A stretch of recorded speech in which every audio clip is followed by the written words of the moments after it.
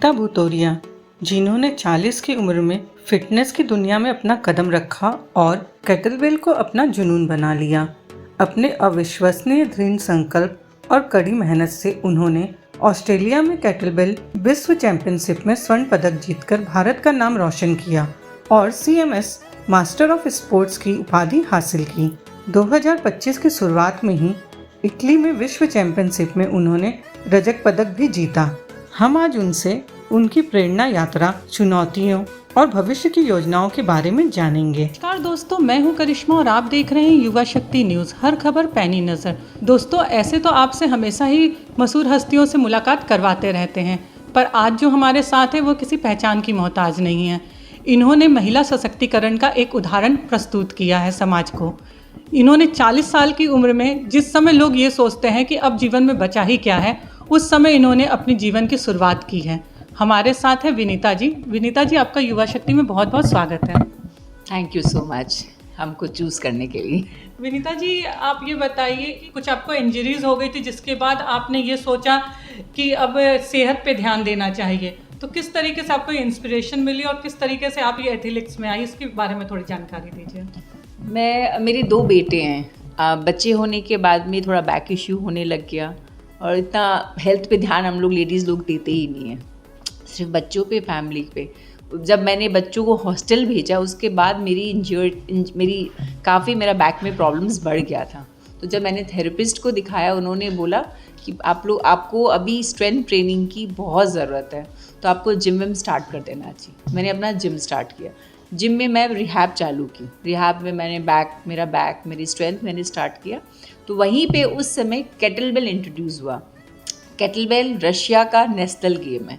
तो उस समय जब स्टार्ट हुआ तो हम उससे फिटनेस स्टार्ट किए थे, उससे रिहैब मैंने स्टार्ट किया। फिर धीरे धीरे वहाँ ट्रेनिंग होने लग गई, तो बोले कि अभी कंपटीशन हो रहा है, तो जिम में कंपटीशन स्टार्ट हुआ। तो हम लोग ने जिम में कंपटीशन स्टार्ट किया। फिर क्लब्स में हुआ, तो हमको थोड़ा सा लगा कि चलो लेट्स ट्राई।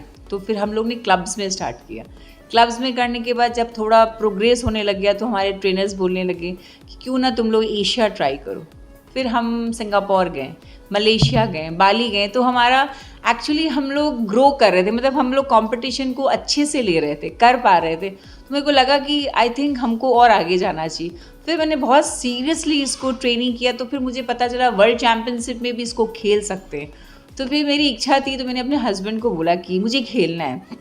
तो उन्होंने मुझे बोला जीतोगी? तो मैंने कहा ये मैं कैसे बोलूँ, मैं प्रैक्टिस कर सकती हूँ, मैं टाइम पूरा दूंगी, बट मुझे करना है, एक तो मुझे करना है।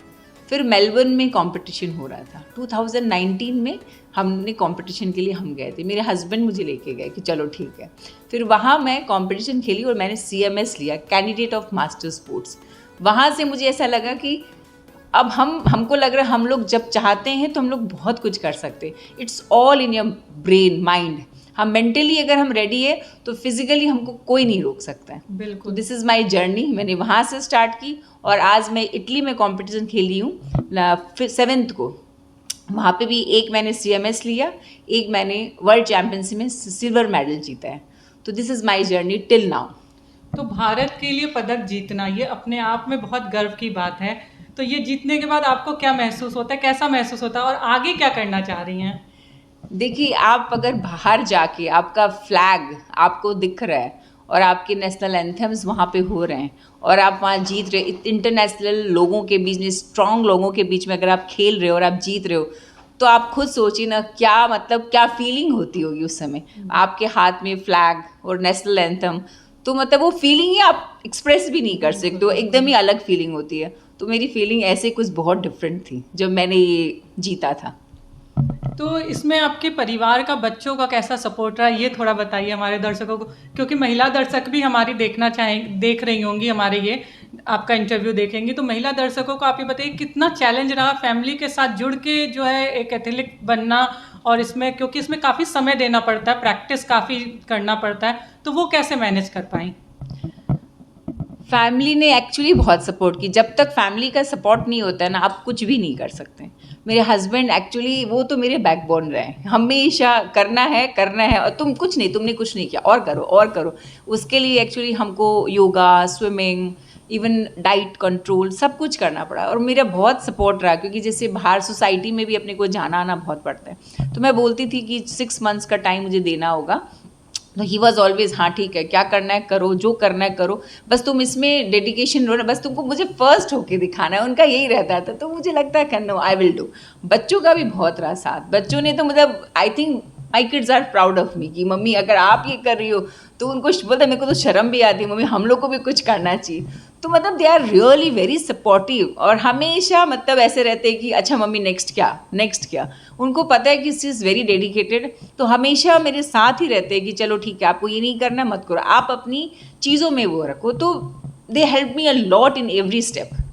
और बिजनेस के बारे में थोड़ा बताइए कि बिजनेस से किस तरीके से जुड़ी हुई हैं आप, क्या अपने हस्बैंड के साथ बिजनेस से जुड़ी हैं, किस तरीके से, और आप आगे, क्योंकि सुना आप काफ़ी कुछ करती हैं, इस विषय में कुछ बताइए। मेरे हस्बैंड का नेचर ऐसा है, उनको ऐसा लग रहा है क्या किया, कुछ तो नहीं किया।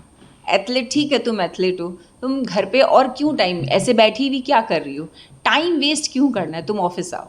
तो 2021 में मैंने ऑफिस भी ज्वाइन किया। मेरे हस्बैंड का मैं बैक ऑफिस देखती हूँ, तो HR जितना भी मैनेजमेंट जो भी है वो बोल रहे वो सब देखो, ठीक है मैं बाहर जाता हूँ, मेरे पास इतना टाइम नहीं होता है। तो ऐसे करते मैं 4 साल से मैं ऑफिस भी कर रही हूँ उनका।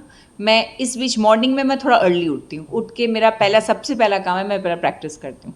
प्रैक्टिस करके फिर घर का थोड़ा जो भी मुझे करना होता है ख़त्म करके फिर मैं ऑफिस आती हूँ। 4-5 घंटा जितना मुझे मिलता है मैं ऑफिस जाती हूँ, फिर मैं अपने घर में अपने बच्चों के साथ टाइम स्पेंड, यही मेरी रूटीन है एवरीडे की।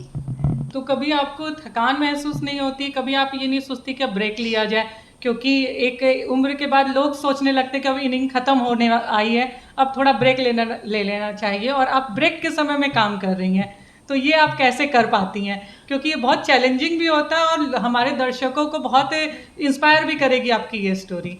मुझे लग रहा है ब्रेक किसको बोलते हैं और कहाँ ब्रेक होता है। एज तो मुझे को लगता है जैसे मैं जो कर रही हूँ, मुझे लग रहा है एज तो सिर्फ नंबर है। आपको जब जो करना है, इतने सारे ऐसे लोग हैं जो एक एज के बाद ही बहुत सारी चीज़ें की हैं। आज आप मैरी कॉम को देखें ना, 3 बच्चे, तो बच्चों के बाद भी तो वो की है। मतलब बहुत सारे ऐसे हैं जिन्होंने एक एज के बाद बहुत सारी चीज़ें की है। तो मुझे ऐसा लग रहा है एज और ब्रेक हमको लग रहा है हम लोग जब तक लास्ट ब्रेथ नहीं लेते हैं, वो ब्रेक हमारा लास्ट ब्रेथ ही होता है। और मेरे लिए ब्रेक, मेरे बच्चे ऐसे हमेशा बोलते हैं, जैसे मैं अगर थोड़ा बैठ भी जाऊँ, अरे आप बैठ क्यों गई हो, आप तो बैठने वाली ना, वो मुझे ऐसे बूस्ट कर देते हैं ना कि मुझे ऐसा लग रहा है हाँ रियली मैं तो थकने वाली हूँ नहीं, मुझे तो करना ही है। पता नहीं शायद मेरे बच्चे, मेरे हस्बैंड, मेरी फैमिली मेरी इंस्पिरेशन है जो मुझे यहाँ तक पहुँचाई है। तो मुझे, और एज के बारे में जो आप बोल रहे हैं, ब्रेक के बारे में जो, वो तो मैं शायद कभी सोची नहीं। मेरे को लग रहा है जितना करो उतना कम है। आपकी ज़िंदगी पता नहीं आजकल जिस तरह से देख रहे हैं, ज़िंदगी का भरोसा नहीं है। तो आई थिंक मॉर्निंग में जब उठो तो लगे कि आज लास्ट डे है, रात को सब सो तो ठीक है, मतलब ऐसा होना चाहिए कि I am satisfied for the day. तो ये चीज़ मुझे ऐसा लग रहा है, मैं डेली ये सोचती हूँ कि नहीं ये करना है। मुझे तो कभी याद ही नहीं आता कि मैं आज मेरी ये उम्र हो गई है, फिर मुझसे ही हो नहीं रहा है, मैंने कभी नहीं सोचा। मुझे सिर्फ करना है, कुछ भी नई चीज़ें जो भी हो, बस जो भी आएगी मुझे बस करना है। बिल्कुल। युवा शक्ति के माध्यम से हमारी महिला दर्शकों को, जो युवाएं भी हैं हर क्षेत्र में हैं, तो महिला दर्शकों को और युवाओं को आप क्या संदेश देना चाहेंगी? मैं बस यही बोलूँगी, सबके लिए इंस्पिरेशन बनो। आज हमारी फैमिली है, बच्चे हैं, सब कुछ है। अगर हम जब तक कुछ नहीं करेंगे, हम बोल ही नहीं सकते हमारी फैमिली को या बच्चों को। आज मैं जब तक मैं टीवी देखूंगी, अपने बच्चों को बोलूँ भाई तुम पढ़ो, या फिर मैं खाती रहूँगी बच्चों को बोलूँ तुम एक्सरसाइज करो, दैट इज़ नॉट पॉसिबल। पहले आपको करना है, फिर आपके बच्चे और आप फैमिली को आप बोल सकते हो या इंस्पायर कर सकते हो। इंस्पिरेशन देने के लिए पहले खुद को रेडी करो, फिर बोलो। मेरी तो यही है। और एज और जो हम बोल रहे हैं लेडीज़ लोग का, जो हम लोग में बहुत स्ट्रेंथ है। जब हम बच्चे पैदा कर सकते हैं, इतनी स्ट्रेंथ हमारे में है, तो भगवान ने जब हमको स्ट्रेंथ दी है, हम इसको यूज़ नहीं कर रहे प्रॉपरली। इसको यूज़ करना बहुत ज़रूरी है। तो मैं यही बोलूँगी, सबके पास स्ट्रेंथ है, हर तरह, किसी ना किसी के पास हर तरह की क्वालिटी होती है।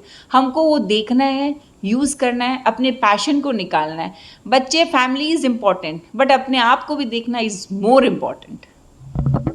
दोस्तों, ये थी विनीता भुतोरिया जी, जिनमें फुल ऑफ एनर्जी बढ़ा हुआ है और जो ये सोचती हैं कि एज जस्ट अ नंबर, और जो महिलाओं को भी यही कहती है कि आखिरी सांस तक जो है काम करते रहना चाहिए, पता नहीं कौन सा दिन आखिरी हो। मेरे साथ बने रहिएगा। धन्यवाद।